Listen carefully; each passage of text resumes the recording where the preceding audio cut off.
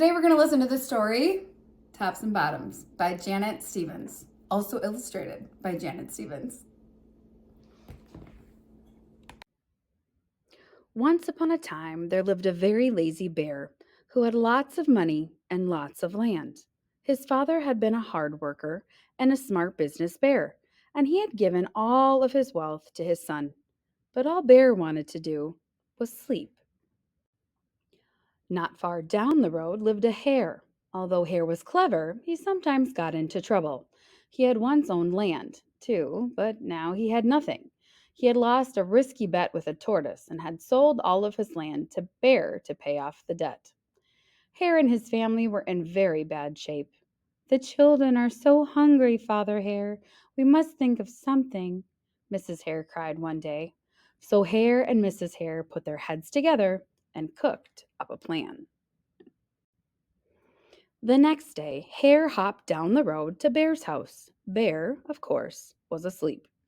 "Hello, Bear. Wake up. It's your neighbor Hare, and I have an idea." Bear opened one eye and grunted. "We can be business partners," Hare said. "All we need is this field right here in front of your house. I'll do the hard work, planting and harvesting, and we can split the profit right down the middle. Yes, sir, Bear. We're in this together. I'll work and you sleep." "Huh?" said Bear. "So what'll it be, Bear?" asked Hare.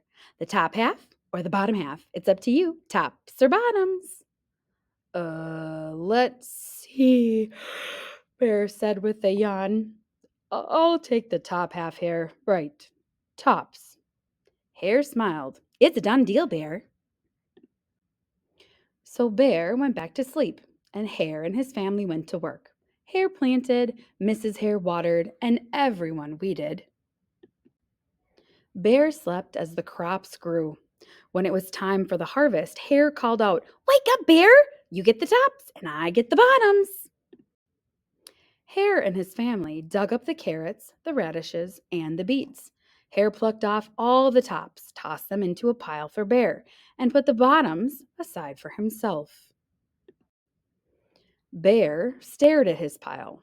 "But Hare, all the best parts are in your half." "Well, you chose the tops, Bear," Hare said. "Now, Hare, you've tricked me. You plant this field again, and this season I want the bottoms." Hare agreed. "It's a done deal, Bear." So Bear went back to sleep, and Hare and his family went to work. They planted, watered, and weeded. Bear slept as the crops grew. When it was time for the harvest, Hare called out, "Wake up, Bear! You get the bottoms, and I get the tops." Hare and his family gathered up the lettuce, the broccoli, and the celery. Hare pulled off the bottoms for Bear and put the tops in his own pile.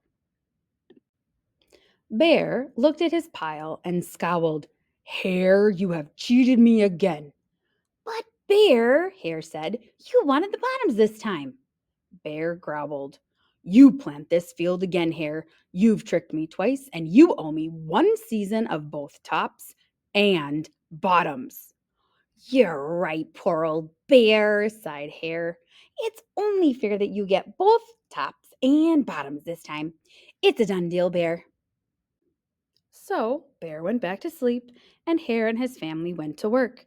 They planted, watered, and weeded, then watered and weeded some more.